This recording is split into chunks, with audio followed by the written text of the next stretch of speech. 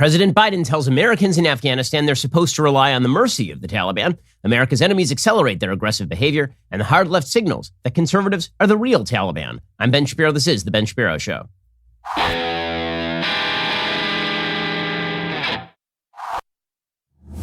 The Ben Shapiro Show is sponsored by ExpressVPN. Your data is your business. Protect it at expressvpn.com/Ben. We'll get to all the news in just one moment. First, your reminder, the fact is that your internet services, they are not private. Going online without ExpressVPN is like leaving your kids with the nearest stranger while you are using the restroom. You would never do that, so why would you go online without ExpressVPN? Every time you connect to an unencrypted network in cafes, hotels, airports, etc., your online data is not secured. Any hacker on the same network can gain access to and steal your personal data. That includes like passwords and your financial details, etc. It doesn't take much technical knowledge to hack somebody. Just some cheap hardware is needed. A smart 12-year-old could probably do it. Somebody smarter than the President of the United States. Your data is valuable. Hackers can make up to $1,000 per person selling personal information on the dark web. ExpressVPN creates a secure, encrypted tunnel between your device and the internet. Hackers cannot steal your sensitive data. It's super secure. It would take a hacker with a supercomputer over 1 billion years to get past ExpressVPN's encryption systems. It's easy to use. You can fire up the app and click one button to get protected, and it works on all your devices, phones, laptops, tablets, and more, so you can stay secure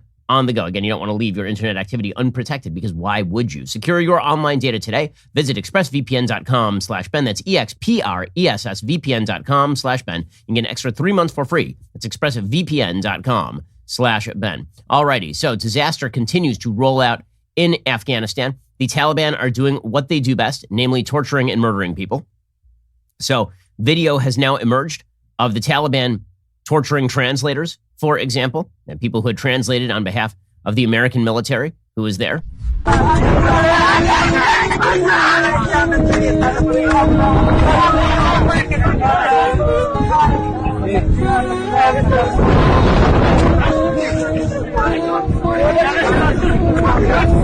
And then yesterday, apparently, there were people who were carrying Afghanistan's old flag, the non-Taliban flag that was flying over Kabul until just a couple of days ago. And the Taliban did what they do best. They just opened fire into the crowd. According to Al Arabiya, members of the extremist group opened fire on the crowd. At least 2 people dead, at least 10 people injured. Here is some of the video.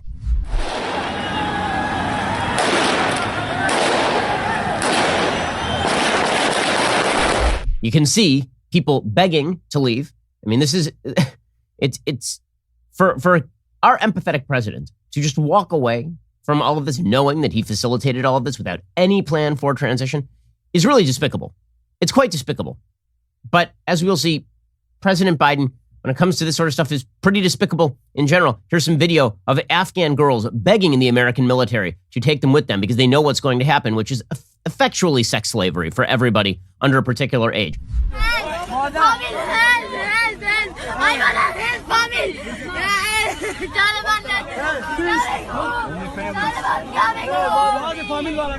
And remember, when people say, well, they're just going back to the lifestyle that they chose. They're just going back to what they knew before. Many of these girls have never known this lifestyle. The United States invaded Afghanistan in 2001. It is now 2021. Girls who are 18, 19, 20 years old have never lived under the Taliban. They do not remember what it is like to live under the Taliban. If you're under 25 years old in Afghanistan, this means you have never really experienced Taliban rule in a way that you can remember. Because again, the United States took over the country in 2001 and then handed it over to our Afghan allies. So the bizarre idea that this was approved by the Afghan population, generally speaking, particularly in the major cities that were controlled by the United States, like Kabul, is quite crazy. It's quite crazy. And you can see the fallout from this.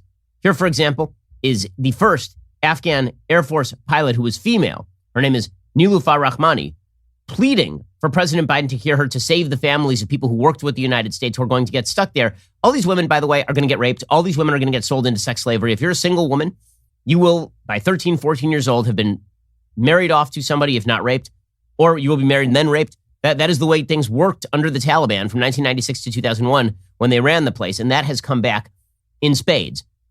Here is this Afghan female pilot talking about it.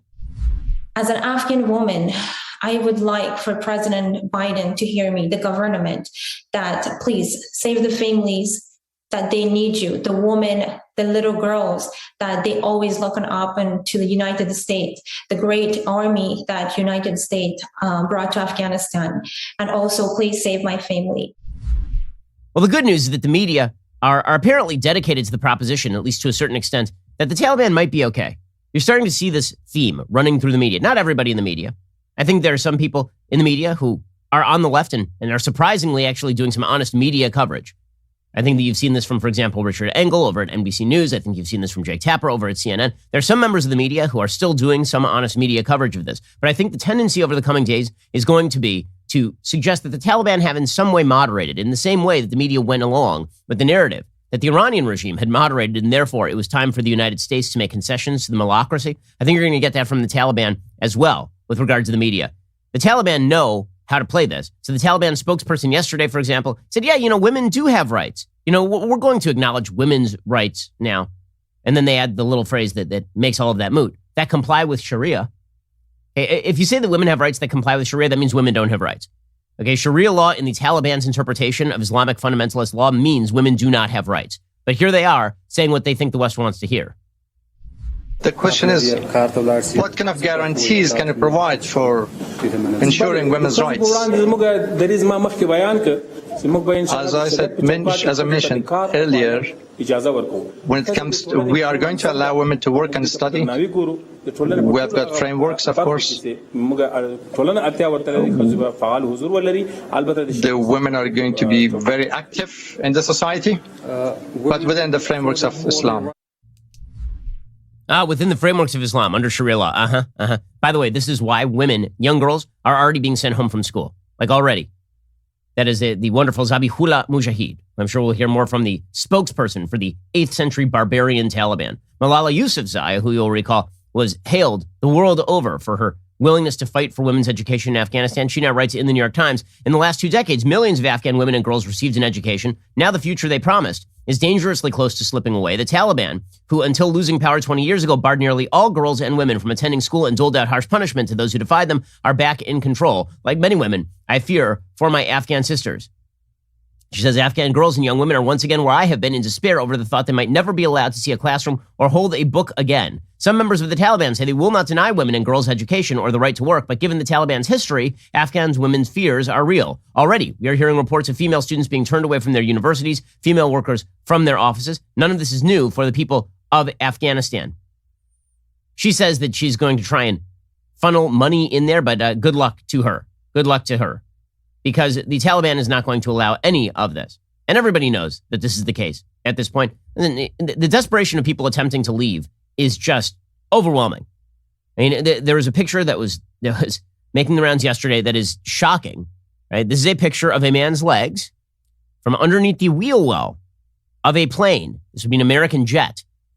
Okay, they're above the cloud line. So they're thousands of feet high. This person grabbed onto the wheel well of a plane in an attempt to escape. And we already know, according to Politico, that one man, his body was found mangled in the wheel well of an American C-17. Okay, you know what kind of desperation it takes in order to do that? Some pretty significant desperation. By the way, the Taliban has been shooting at Afghans near the airport, so anybody who is attempting to escape, the Taliban are just shooting.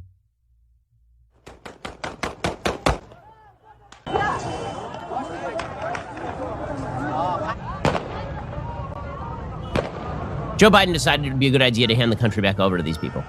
This would be a great idea. All it took was maintaining a bare bones troop presence, 2,500 troops, in a support capacity, fixing airplanes. And he decided not worth it. Let's leave these barbarians in charge of a country of 38 million people. Probably that'll provide no threat to the United States in terms of an uptick in terror threat. And by the way, subjecting 38 million people to the predations of some of the worst people on planet Earth. There was a time, by the way, when Joe Biden, who is now ardently against nation building, he said there was no alternative to nation building. This was 2003. In some parts of the administration, nation building is still a dirty phrase, but the alternative to nation building is chaos. A chaos that churns out bloodthirsty warlords, drug traffickers, and terrorists. And we've seen it happen in Afghanistan before, and I am quite fearful it may happen again. He's changed his tune somewhat. By 2010, by the way, this is what's so amazing. When you look to your politicians for empathy, you are looking in the wrong place. You're looking in the wrong place. It is stupid to look to your politicians for empathy. First of all, I don't think the politicians should operate on the basis of empathy. I think they should operate on the basis of rational calculation. I don't think Joe Biden does either. I don't think he operates on the basis of empathy or on the basis of rational calculation. But just to remind you, for all those people who believe that Joe Biden is a kindly old grandfather figure, here's what Joe Biden had to say in 2010 about pulling out of Afghanistan. So Richard Holbrooke had a diary. Richard Holbrooke was the special envoy from the Obama administration to Afghanistan and Pakistan. And Holbrooke asked Biden about America's obligation to maintain presence in Afghanistan to protect vulnerable civilians. And here was what Biden responded. F that. We don't have to worry about that. We did it in Vietnam. Nixon and Kissinger got away with it. F that. Well, man is true to his word. F that and F those people. By the way, again, our weaponry is now in the hands of these barbarians. According to Jake Sullivan, the national security advisor, who did just a cataclysmically bad performance yesterday in front of the press. I mean, this is just a catastrophe in terms of public relations. The national security advisor, Jake Sullivan, Rhodes Scholar, genius all the way around, Obama holdover. He says, oh yeah, by the way, billions of dollars of our weaponry is now in the hands of the Taliban. What happens to the billions of dollars worth of weaponry that the U.S. gave Afghanistan? Does the U.S. have a plan for that, or does it remain in the Taliban hands? We don't have a complete picture, obviously, of where every article of defense materials has gone, but certainly a fair amount of it has fallen into the hands of the Taliban. And obviously, we don't have a sense that they are going to readily hand it over to us at the airport. We don't have a sense they're going to... Of course they're not going to hand it over. You give them billions of dollars in sophisticated weaponry. Of course. No, they're going to come... They're going to show up with their MRAPs and be like, you know what, guys? We know that you're leaving, and just as a parting gift, we decided to give you back this billions of dollars in military hardware, including sophisticated drone technology. By the way, we are busily trying to scrub any biometric materials that we have in Afghanistan because the Taliban are going through all of that stuff, and they are finding everybody who worked with us, and then they're murdering those people. Okay, so Jake Sullivan was also asked why Biden had ignored intelligence reports suggesting that precisely this was going to happen. And this is the amazing thing. None of this was unforeseeable. It was all precisely foreseeable. I mean, many of us have been predicting this for years, that if the United States pulled out, there'd be absolute chaos in Afghanistan. And for God's sake, I wrote a novel in like 2016 or 2015 talking about what would happen if the United States pulled out of Afghanistan precipitously and how the embassy would fall. Okay, it didn't take a genius to figure this stuff out. This is the most obvious thing in the world. But many in the intelligence community were saying, yeah, this is going to collapse really, really fast. Jake Sullivan was asked, so why did you ignore all of that?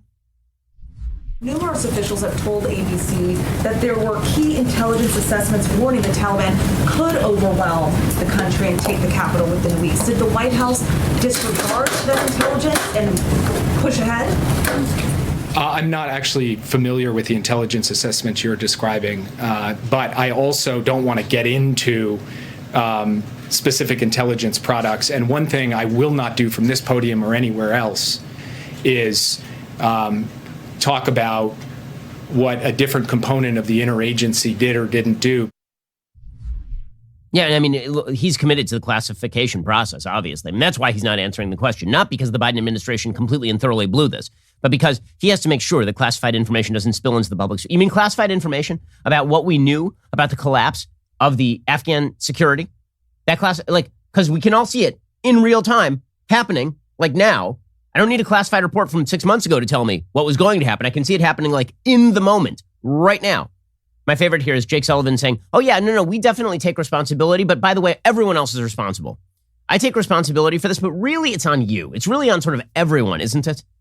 I mean, sure. A man comes home and he says to his wife, yeah, she says to him, you cheated on me. And he says, right, and I take responsibility for that. But really isn't about all of us. Isn't it about the bigger picture here? Here's Jake Sullivan doing this pathetic routine. He's taking responsibility for every decision the United States government took with respect to Afghanistan because, as he said, the buck stops with him. I am also taking responsibility, and so are my colleagues, the Secretary of State, the Secretary of Defense, the Chairman of the Joint Chiefs of Staff, the directors of our intelligence agencies. We as a national security team collectively take responsibility for every decision, good decision, every decision that doesn't produce perfect outcomes. That is what responsibility is. Now, at the same time, that doesn't change the fact that there are other parties here responsible as well.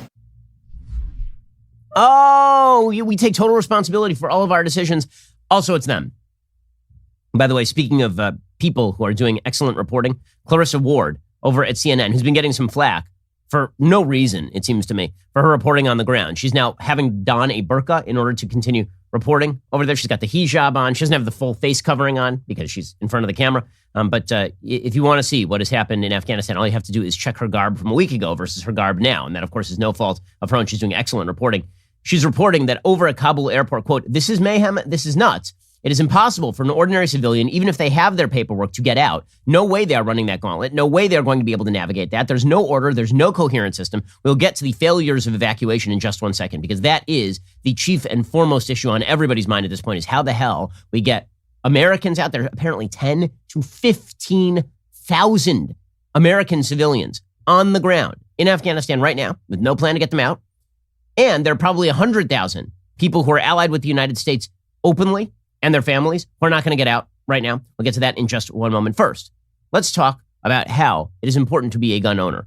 In an insecure world, it does feel increasingly necessary for you to be a participant in the Second Amendment. Responsible citizens should own, they should keep and bear arms to defend their families and defend their rights. Well, this means you have to have a working gun, obviously. I want to talk to you about the folks over at Apex Gun Parts. Apex Gun Parts is one of the largest online retailers of military surplus gun parts and accessories. Whether it's gun parts from World War II, like the Enfield and the M1 Garand, or even surplus militaria from the Cold War and beyond, Apex is the #1 source for every part and accessory you can imagine. Apex Gun Parts prides themselves in outstanding customer service because, just like you, they have a love for historic firearms and the Second Amendment.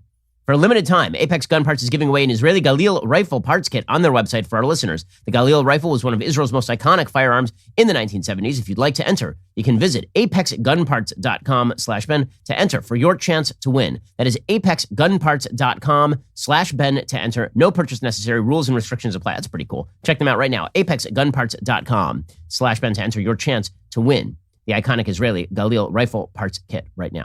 Alrighty, so meanwhile, evacuation, which was supposed to be the chief priority here, right? Making sure everybody gets out. They're not. According to the Biden administration, on Tuesday, this is the Wall Street Journal reporting, the airport in Kabul was open for both military and civilian flights, but access remained near impossible for the thousands of Afghans seeking to leave Afghanistan as the Taliban strengthened control over the city and a Taliban leader returned from exile. Military flights resumed as the U.S. sent additional troops to secure the perimeter and manage air traffic control and ground operations following 2 days of chaos while Westerners and Afghans raced to escape the country.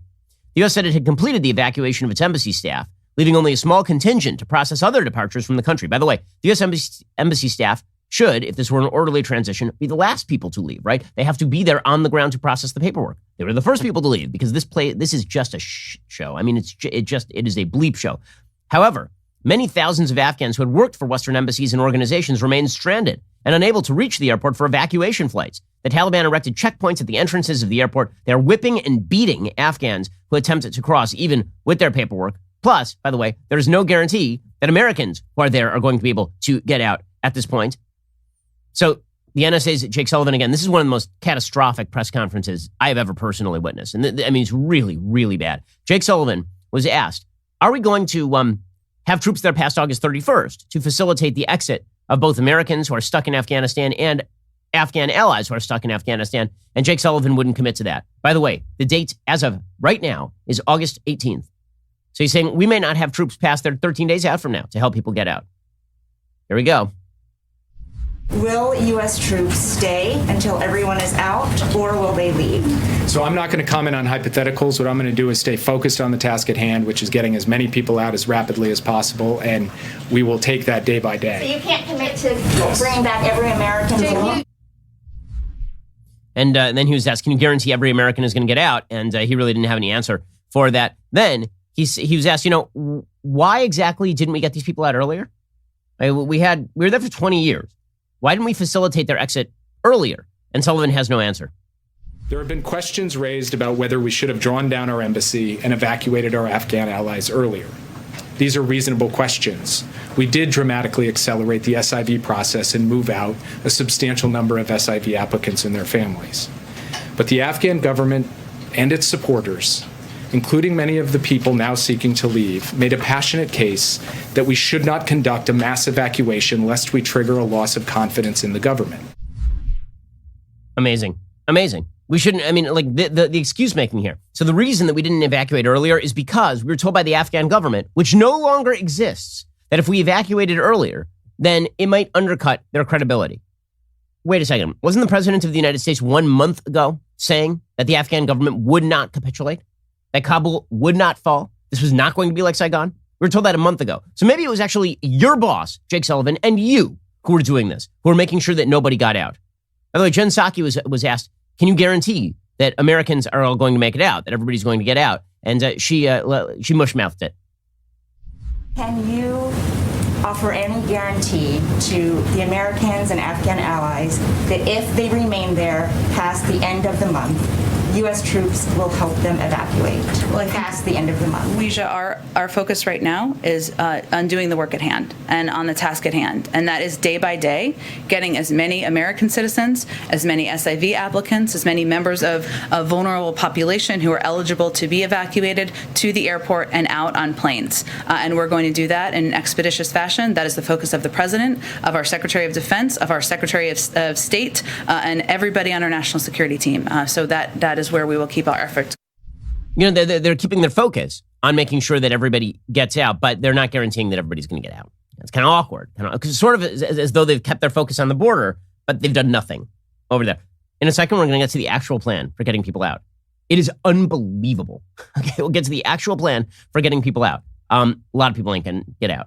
Okay, particularly our Afghan allies, they're screwed. They're absolutely screwed. I'm getting letters from soldiers every hour talking about people they worked with who are just going to get murdered over there. We'll get to this in just 1 second. First, it can be overwhelming to perform at your best as you age. Career, family, staying in shape. Life can get stressful. You start to slow down. You're not present when you want to be. To perform at your best, physically and mentally, you can't let age beat you. This is where M-Drive can help. M-Drive is the daily supplement for driven men who don't want to slow down, who refuse to be tired every day and want to be the best at what they do. It is packed with clinically tested ingredients that support healthy testosterone levels while helping you lose weight and stay lean. Added vitamins and nutrients reduce stress, boost your drive so you can perform at your best. Find it at Walgreens and other retailers, or visit mdrive4men.com. Get 20% off your first order with promo code BEN. They got free shipping. They have a 60-day money-back guarantee, so you have nothing to lose. M-Drive. It's not for everyone. It's for the driven. Go check them out right now. mdrive4men.com, promo code BEN. Again, that is the letter M, drive4men.com, promo code BEN. Give it a try. See if it boosts your energy level. I think it will. They've got free shipping, a 60-day money-back guarantee. So again, there really is no risk to this thing. Increase your drive with mdrive4men.com. Use promo code BEN. And when you get 20% off your very first order when you use that promo code BEN. Alrighty, so what is the actual plan for getting people out? The actual plan is, we'll trust the Taliban. I kid you not. This is the plan. According to the UK Daily Mail, the White House confirmed it is relying on the Taliban to help provide safe passage for civilians looking to evacuate Afghanistan, as the State Department warns U.S. civilians there to shelter in place until it is safe to leave. Here is Jake Sullivan explaining, guys, Taliban is not going to stop people who are trying to get to the airport like Americans. Why would they do that? Can you tell us what is it exactly, the commitment that you have secured from the Taliban regarding the safe passage of Americans as well as the tens of thousands of vulnerable Afghans? The Taliban have informed us that they are prepared to provide the safe passage of civilians to the airport, and we intend to hold them to that commitment. Oh, do you? You're going to hold them to that commitment? Or what? Or what? This should always be the question that comes to this administration now. Or what? What are you going to do? Yell at them? Send them a vaguely worded letter? You want to do something military related? Yeah, I'm sure. I'm sure after you pulled out and after you said, screw all the people who are there, I'm sure that they are quaking in their boots at the notion that this balding Rhodes Scholar is going to somehow threaten them into submission if things go wrong. Yes, clearly, that this doddering old president is going to unleash the gates of hell upon these people if they don't allow Americans out. Or alternatively, we're going to beg them and we're going to plead with them. And then if they don't do what they said they would do, then, we'll just kind of like take it. That's what we're going to do. By the way, it is 6 weeks since Joe Biden was specifically asked about trusting the Taliban. He said, no, I do not trust the Taliban. Now we are trusting the Taliban to allow all the Americans out. Sullivan says, by and large, what we have found is that people who have been able to get to the airport and present themselves, there have been instances, where we've heard that people are being turned back and even beaten. We're taking that up in our channels with the Taliban. Oh, well, then I'm sure things are going fine. I'm sure that is just going great. Pentagon spokesperson John Kirby was asked, okay, so are you actually sending people out to gather the Americans? Are you sending people out from the military to go into Kabul and pick people up and bring them back to the airport? And here is his idiotic response. We're working hand in glove with the State Department in terms of supporting their plans at processing these individuals. But again, that's something that we're going to be doing on a case-by-case, day-by-day basis. Right now, though, I don't want to set the expectation that we are equipped and able to go out into the countryside and physically move people into Kabul. Our focus right now, the troops that we have there are at the airport. The idea is to make sure we can get that the air operations, not only have they resumed, but to keep them in place for as long as possible. Oh, okay. Well, then it's all fine. Kirby was also asked about our Afghan allies and whether they can get out. And he's like, well, we're going to have to check their paperwork. And Clarissa Ward of CNN was having none of it. Again, she's been doing excellent work here. I don't know why people are giving her flack. I'm the one who has to look them in the eye. Can I offer them your assurance that everyone who has worked with American organizations will be got out of this country safely? Clarissa, first of all, thanks for your incredibly brave reporting and the images and the stories that you're telling. We're all grateful, and we all know how hard and how dangerous that work is. I would ask you to tell them that there is a process that they can apply for through the State Department to get onto the list and get onto the manifest. And I would ask them to work with State Department authorities there in Kabul to do that. And if they are through that process, I can assure them, and you can assure them on our behalf, that we in the Pentagon will do everything we can to help get them out of the country over the next couple of weeks. That's what we're flowing in extra aircraft for. That's why we're flowing in extra troops to maintain security at that airport so that we can do that. You'll notice that what he is saying there provides no guarantee that people who should be able to get out of the country get out of the country. They should file their paperwork, and then they should wait. They should wait around, shelter in place, wait around while the Taliban threaten to murder them, and then maybe after we file their paperwork, we'll find a way to get them out of the country. These are people who put their lives on the lines on behalf of American interests, by the way. And as I say, I've been getting dozens of letters from soldiers, like every day, saying, I worked with this family in Afghanistan. I can't get in touch with them. Please, can you do something? Me, okay? I'm a political commentator. I'm not a member of the government. I'm not a member of the State Department. I'm not an elected official. I'm getting letters like this. Okay, that's how horrible this administration is at doing what it said it would do. Meanwhile, the administration patting itself on the back, Jake Sullivan says, all of this just proves that we should have left. Oh, really? That's interesting.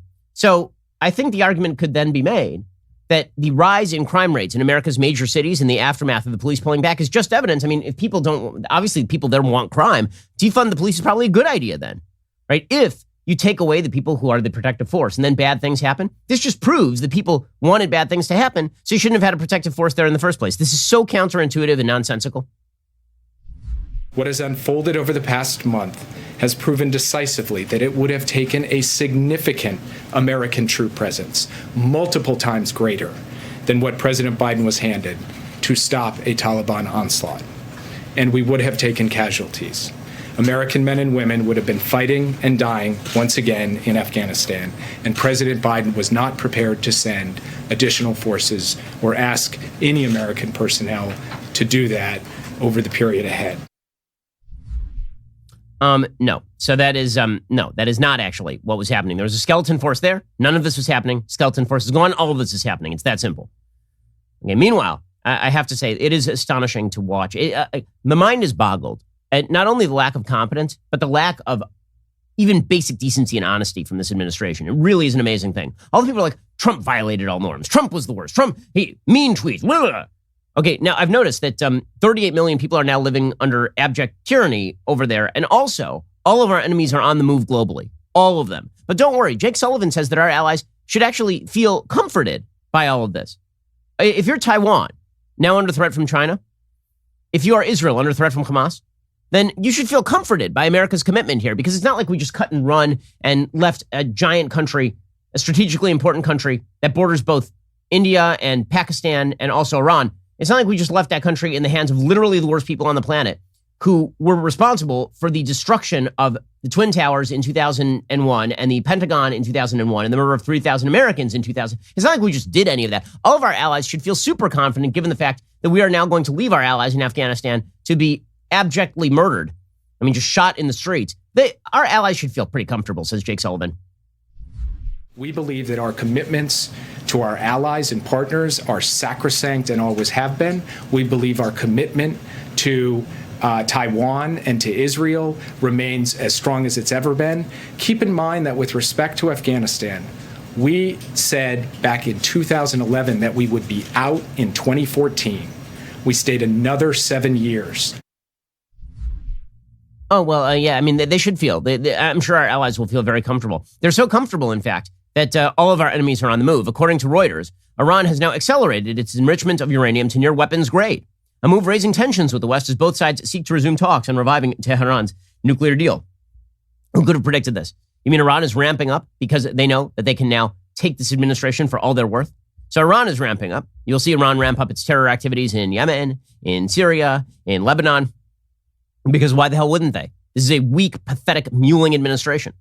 China, meanwhile, held an assault drill near Taiwan after so-called provocations, according to Reuters. China carried out assault drills near Taiwan on Tuesday with warships and fighter jets exercising off the southwest and southeast of the island in what the country's armed forces said was a response to, quote, external interference and provocations. And so they are now looking at the possibility of military action against Taiwan. They've already threatened and said, well, you know, the truth is that the United States ain't going to do anything, so maybe you should work with us. Meanwhile, the State Department had no answer on why exactly the Biden administration was so sanguine about Chinese prospects in Afghanistan. Remember, the State Department said just this week, they said, you know, China and Russia, they're probably pretty upset we pulled out from Afghanistan. The thing they wanted most was for us to stay. Weird, says Andrea Mitchell, again, shockingly doing an act of journalism here, saying, I've noticed that the China are happy to work with the Taliban. China is moving towards recognition of the Taliban already. Well, look. Without any guarantees of human rights or any other guarantees. It just so happens that China, the People's Republic of China, is a permanent member of the UN Security Council. So I can tell you precisely what they said when they signed on to this statement on August 16th. But what they're doing today is moving towards recognizing the Taliban. I am going to have to defer to officials in Beijing to speak to what they're doing. I can tell you precisely what they signed on to, precisely. But what does that tell you about their intent? I'm not here to divine the intent of the PRC government. My God. I mean, their intent is perfectly clear. We know exactly what they're doing. We know exactly. So this, oh my God, they're just such liars. They're such unbelievable liars. Meanwhile, this administration, let's recognize, as far as our allies go, right? So if you're an ally of the United States, you have to feel super uncomfortable at this point. Like, why wouldn't you engage in the real politique of attempting to triangulate by playing off the United States against, for example, China and Russia? Why wouldn't you be attempting to reach out to other great powers for some semblance of support? Why wouldn't you become more of a free agent? See, the United States, in order to have allies, has to make commitments, and it has to fulfill those commitments. We have, so far this decade, abandoned the Kurds, abandoned the people of Hong Kong, abandoned the dissidents in Iran, abandoned the dissidents in Cuba, abandoned the entire country of Afghanistan. We are about to abandon our allies in Taiwan. So what exactly is the incentive for anyone to make a sacrifice in order to be an ally to the United States? What is the incentive? The answer is there is no incentive. And remember, this is the same administration that is currently attempting to, for example, legitimize, in large measure, Israel's opponents, right? So if you're Israel, do you trust the United? If you're Saudi, if you're the Saudis, do you trust the United States at this point to have your back if things get hairy? Why would you? By the way, Hamas, which was treated by the entire media not as the provocateur and terrorist group that it is in the last Israel-Hamas conflict, but instead as a sort of victimized power. Hamas is celebrating the Taliban takeover. They issued a statement welcoming, quote, the defeat of the American occupation in all Afghan land and praising the Taliban's, quote, courageous leadership on this victory, which was the culmination of its long struggle over the past 20 years. Definitely people that we should force Israel into negotiations with. Meanwhile, by the way, there seems to be this idea out there by the Biden administration that all this is going to make Biden more popular, that in the end, pulling out from Afghanistan is going to create vast popularity. Here's the thing. The American people are congenitally isolationist. Americans are not particularly fond of presidents who campaign on the basis of going into war. Going all the way back to World War I, when Woodrow Wilson literally campaigned in 1916 on the slogan, he kept us out of the war, and then proceeded to take us into World War I. So Americans are really not fond of war. We don't want to be in wars, but there is one thing that Americans hate worse than getting in war, and that's getting our ass kicked by a bunch of savage barbarians from the 8th century. We are not fond of that look, particularly. And Joe Biden is feeling that in the approval ratings. We'll get to that in just 1 second. First, let us talk about the fact you don't want to go to an auto parts store. Why would you?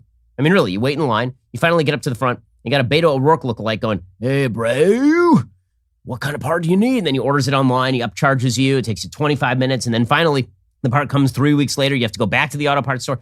Or you could just go to the interwebs, the greatest of all places, rockauto.com. It's so much easier than walking into the store and going through that entire silly process. Instead, rockauto.com always offers the lowest prices possible rather than changing prices based on what the market will bear, like airlines do. Why would you spend up to twice as much for the same parts? They're a family business serving auto parts customers online for 20 years. Go to rockauto.com to shop for auto and body parts from hundreds of manufacturers. The catalog is unique. It's remarkably easy to navigate. You can quickly see all the parts available for your vehicle and choose the brands, specifications, and prices you prefer. Go to rockauto.com right now. See all the parts available for your car or truck. Rate Shapiro in their How Did You Hear About Us box so they know that we sent you. Again, head on over to rockauto.com right now. See all the parts available for your car or truck and rate Shapiro in their How Did You Hear About Us box so they know that we sent you. Alrighty, we'll get to more of the news in just one moment. First, you deserve to wake up to the facts, which is why we started our newest podcast, Morning Wire. It's been topping the Apple and Spotify charts since its recent release. I'm very proud of this product. You should check it out. It's the only daily news podcast that values your time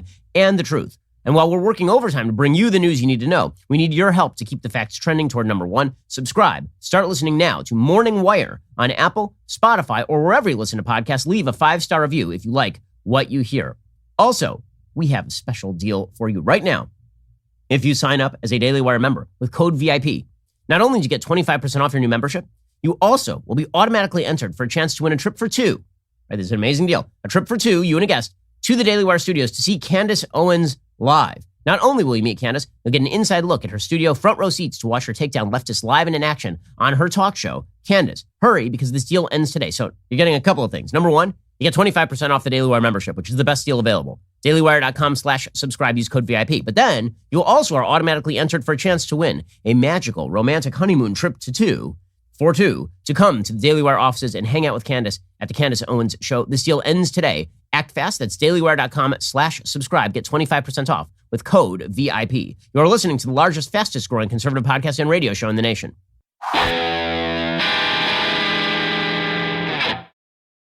Hey, so many of the folks in the media, they keep pretending that at some point, Biden is going to emerge unscathed from all this, which is what they really care about. Because here is the deal. We are now, decline is a choice. This is a phrase that Charles Krauthammer once used in a speech. He gave a very famous speech in 2009 where he said, decline is a choice. People act as though the decline of the United States is inevitable, but you actually have to make the active choice for decline. Joe Biden has chosen decline. He has chosen the bloated, cancerous social democracy ideas of Europe for home, and he has chosen the surrender first caucus politics abroad.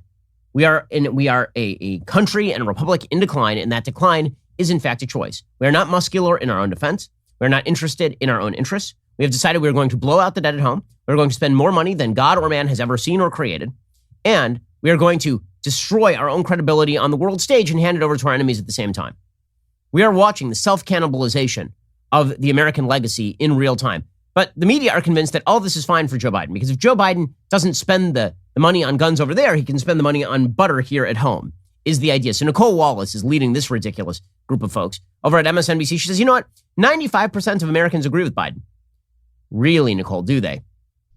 95% of the American people will agree with everything he just said. 95% of the press covering this White House will disagree. And for an American president to finally be completely aligned with such an overwhelming majority of what the American people think about Afghanistan is probably a tremendous relief to the American people. Okay, so this is what the media are going to turn to. So again, I'm not going to say the whole media because there are some who are honest enough to note what is happening here. But the Nicole Wallace party line here, which is that eventually the American people are going to turn in favor of all of this and be super happy about it. I have serious doubts. Right now, the polls show that Joe Biden has dropped below 50% for the first time in his entire presidency. He is well below 50%, actually. His disapproval, which started at 35% in February, is now up to 46.1%. It turns out the American people are not fans of failure. Joe Biden is an abject failure. Hey, how much of a failure is Joe Biden? According to Jake Sullivan, that national security advisor, Joe Biden, in the process of this entire debacle, has not spoken to a single foreign leader. Remember, this is the great diplomacy first president. This is the man who said on national TV just 2 days ago that he was pursuing diplomacy, ties with our international allies. He has been in Camp David playing old Atari games and watching Matlock while eating Ensure with a spoon, while not calling any of our allies, according to Jake Sullivan. He has not yet spoken with any other world leaders.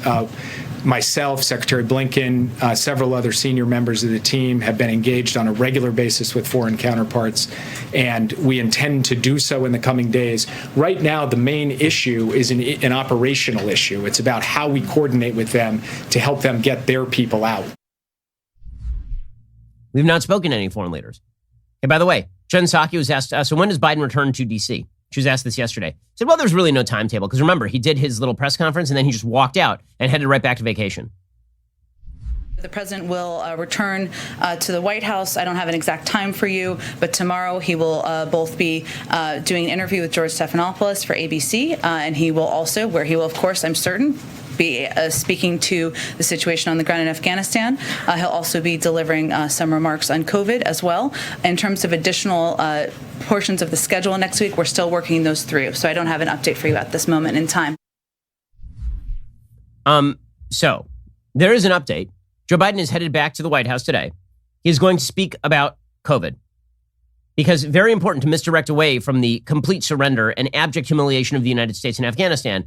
So he's going to talk more about COVID. And he's going to yell at Ron DeSantis, I would assume. Well, by the way, quick note on that. The trajectory for the Delta variant in Florida and Hawaii, they're identical. I was just in Hawaii. Hawaii is totally masked. Hawaii has a full regimen. You have to, in order to get into Hawaii, you have to show that you've been vaccinated, or you have to show a negative PCR test within the last 48 hours. And Hawaii has the exact same trajectory as Florida. So it turns out the Delta variant is extremely transmissible. People are getting it. It ain't about DeSantis. But Biden needs some talking point to get people to stop talking about the fact that he's an incompetent buffoon. Even Chuck Todd, who's normally administration cheerleader, he says, yeah, the veneer of competence, that's gone. I do think the biggest political fallout from this is competency. Joe Biden's greatest strength against Donald Trump in the campaign was the idea that he's been around the block. He knows what he's doing. We're facing this crisis with COVID. We need some basic competency back in government, no more chaos. He's lost the competency high marks that he was getting at one time. That's tough to get back. So, yeah, that is, it's not coming back. Nobody thinks he's competent. The only question for Democrats is whether they think the people around him are competent. See, this is the question for a lot of people on the Republican side when Trump was president. There are a lot of people who are like, Trump is incompetent. And a lot of us would say, okay, well, whatever Trump is tweeting today, the people around him are actually really competent. Look at the policy. Right, look at the policy. Don't look at the tweets. Look at the policy. Forget about the mean tweets for a second. Look at what he's actually doing. We had record prosperity. We had stability on the foreign front. We were facing up to the problem of China. We were facing up to the problem of Russia. We were cutting peace deals in the Middle East. Forget about Trump personally. Okay, well, Democrats don't have the ability to do this because the people around Biden are also promoting this idiotic policy. Right? Biden is not there. He's not been there for quite a while. The lights are on, but nobody is home. That attic is missing a couple of boxes, and the people around him are doing nothing to facilitate actual competency in government. Representative Seth Moulton, Democrat from Massachusetts, who actually is a former military member, even he was ripping on the president of the United States yesterday on MSNBC. With the number of people we need to get out and the number of days that we had before U.S. troop withdrawal is complete, they should have been conducting this evacuation for months. This is the first question I asked Secretary Austin when he came before the House Armed Services Committee just 2 months ago. I said, Mr. Secretary, why have you not already begun this evacuation? All the scenes of total chaos that we saw play out on the TV yesterday could have been avoided if the administration had planned for this in advance. Correct. Full disclosure, I know Representative Moulton on this sort of stuff. He's terrific. Okay, he is correct on this. It's an act of pure insanity. What has happened here? By the way, how delusional does the United States remain? So Ambassador Linda Thomas Greenfield was asked on CNN by Wolf Blitzer about the Taliban violating people's rights. Her answer was, in no uncertain terms, the United Nations would be putting through, quote, a very strongly worded press statement from the Security Council that we expect the Taliban to respect women's rights and to be respectful of humanitarian law. Well, I mean, case closed. We're done here. The Biden administration and our allies on the UN Security Council like China and Russia, definitely. That strongly worded statement to a bunch of 8th century barbarians who are literally wielding whips. I kid you not. This is according to CNN reporter Clarissa Ward. They're wielding whips at the airport to smack any Afghan attempting to leave the country and escape their barbaric rule.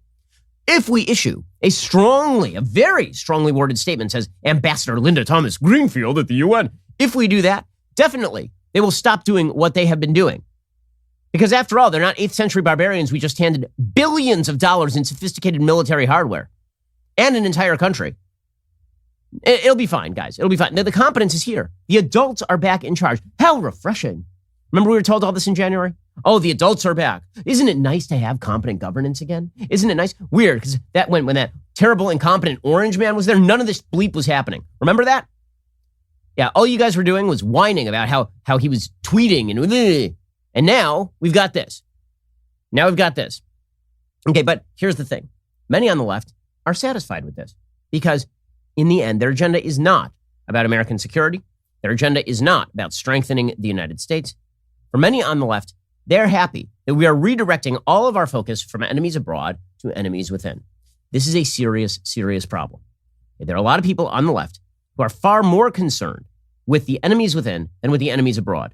This is why you saw the spectacle of General Mark Milley of the Joint Chiefs of Staff saying to Congress that he was deeply, deeply concerned about the roots of white rage. He had to have his soldiers learn. They had to read Ibram X. Kendi to learn about critical race theory and the roots of white rage. We definitely needed that. We needed Lloyd Austin, the Secretary of Defense, talking about how we needed to diversify the military. This was a key priority. The wokeification of the military. This was key. Not actually winning wars. By the way, who's going to get fired for this? Anybody? Bueller? No one's going to get fired for this. If you were this incompetent at your job, you'd be fired forthwith, like within seconds. These jackasses have made a mockery, like an absolute mockery of the sacrifices of the brave men and women of the American armed services who sacrificed, in many cases, in thousands of cases, their lives, in tens of thousands of cases, their body parts, their livelihoods, their mental health, in order to establish American security on the ground in Afghanistan and provide us a base to fight terrorism from. And yes, to add to the humanitarian values that were in Afghanistan. Right? Those people have been abjectly betrayed by this administration. I'm getting letters from them all day long, the last several days. Okay, and this administration, they were focused in on what really mattered. And that was the threat of white supremacy within. That was the threat of domestic terrorism in the United States. Okay, so there are bad people in the United States. They exist. But the incredible conflation, like the left knows what's happening here. They do. The hard left understand that what they've just done is humiliate themselves globally. Like really humiliate themselves. That's what this represents. And so they have to come up with an alternative narrative. And the alternative narrative is that the Taliban, yeah, they're bad, but we've got bad people here too. The Taliban are really bad.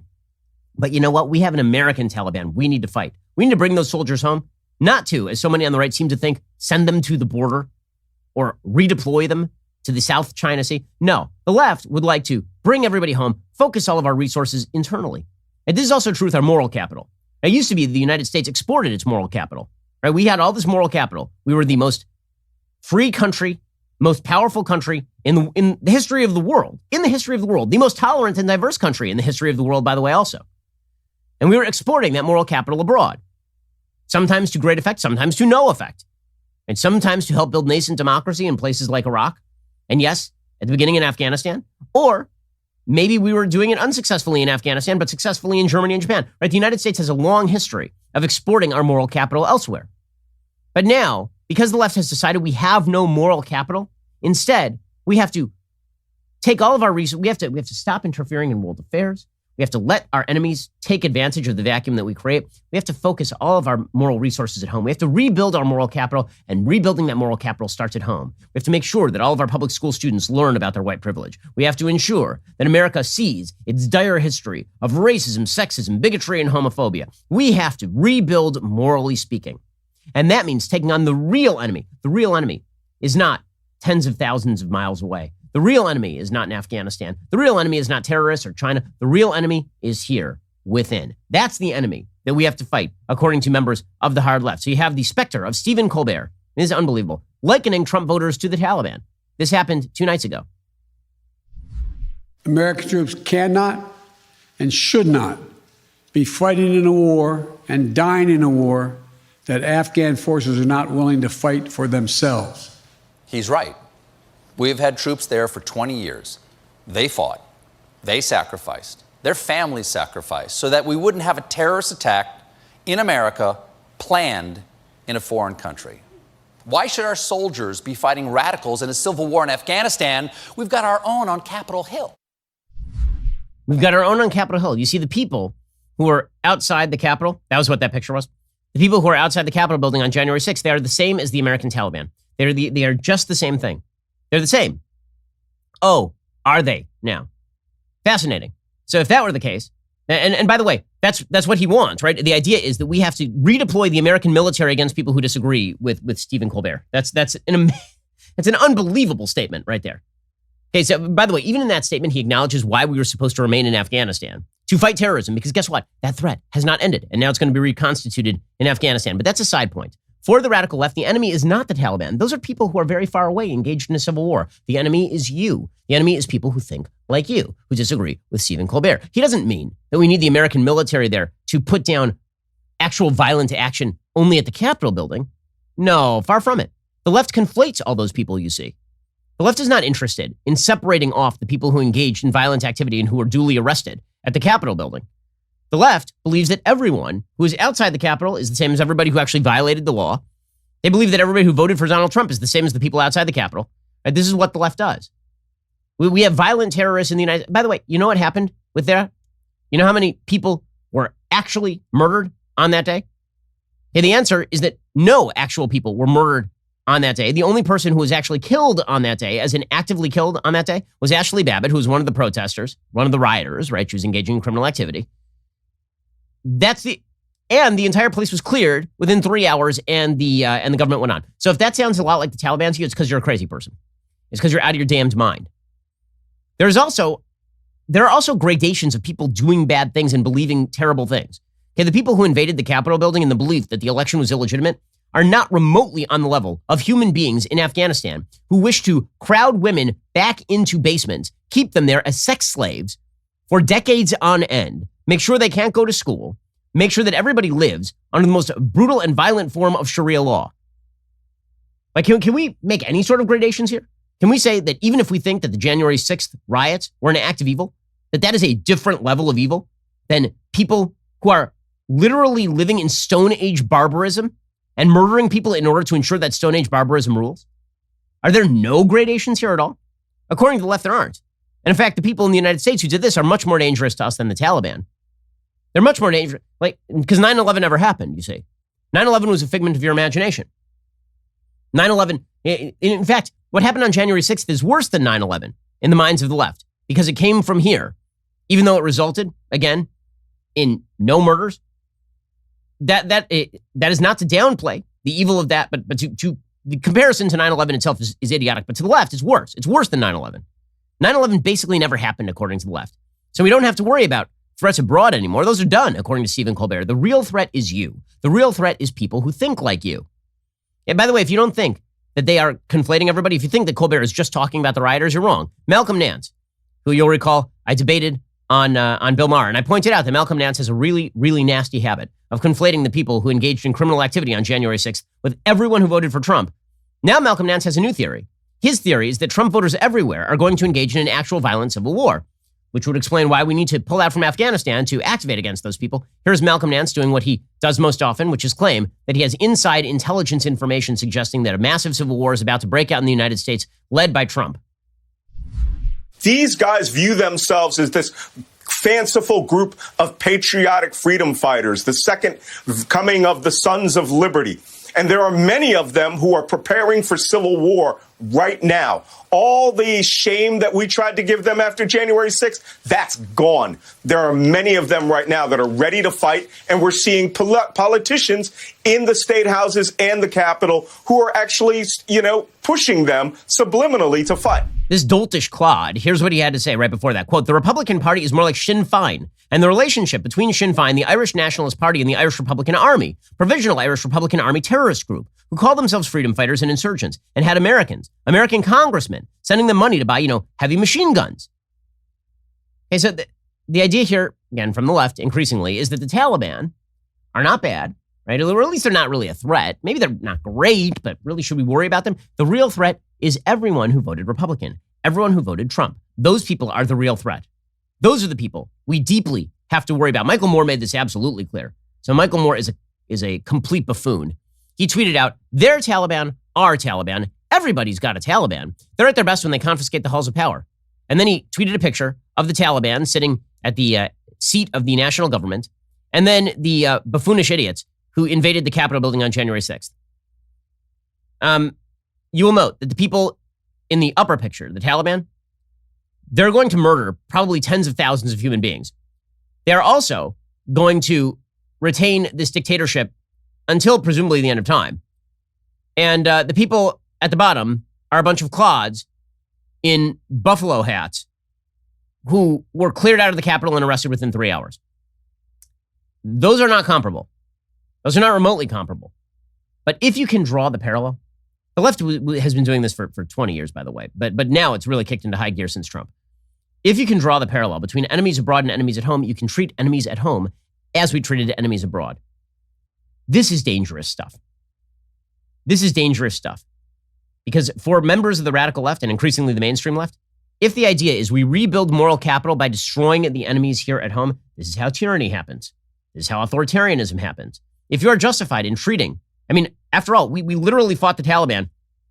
We unleashed the drones on them. We've probably killed tens of thousands of members of the Taliban over the years. If there's an equivalent group in the United States to the Taliban, we would have to treat them like we treated the Taliban, would we not? Members of the left are eager and happy about that, of the hard left. If that sentiment grows, that really is a threat to the future of the country on a broad scale. But we have many threats to the future of the country. We have the radicals on the left who think that everybody who disagrees with them is the American Taliban and must be thoroughly destroyed. We have a group of people on the left who believe that government ought to rule all of our lives on the basis of the slimmest and thinnest of reeds, like at this point, the COVID pandemic. We have people on the left who believe that the pathway back to American moral capital is to completely destroy the American economic system by burdening it with the greatest spending binge in the history of anything, and to destroy America's credibility on the foreign stage. Decline is a choice. The left is choosing it. Alrighty, we'll be back here later today for an additional hour of content. In the meantime, go check out The Michael Knowles Show. On today's episode, Michael will be talking about Lizzo's complaints over fat phobia. That episode is available right now. I'm Ben Shapiro. This is The Ben Shapiro Show. If you enjoyed this episode, don't forget to subscribe. And if you want to help spread the word, please give us a 5-star review and tell your friends to subscribe too.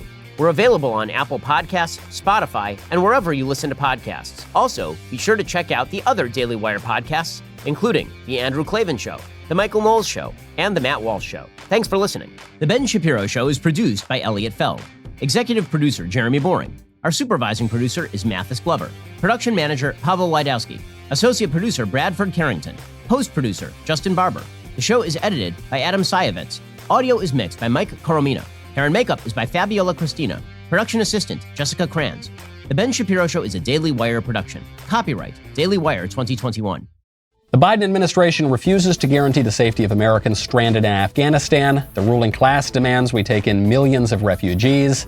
And New Zealand locks down over a single COVID case. Check it out on The Michael Knowles Show.